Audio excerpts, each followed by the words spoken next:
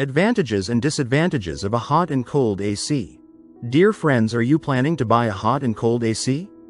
This versatile appliance can cool your room in summer and provide warmth during winter, making it a popular choice for modern homes.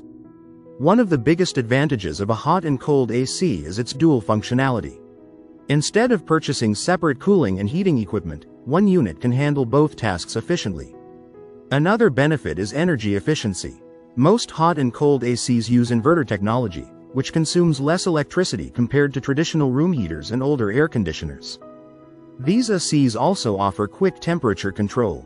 Whether it's a hot afternoon or a chilly winter night, you can maintain a comfortable indoor environment with the push of a button.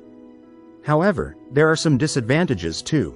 The initial purchase cost of a hot and cold AC is usually higher than a standard cooling-only AC.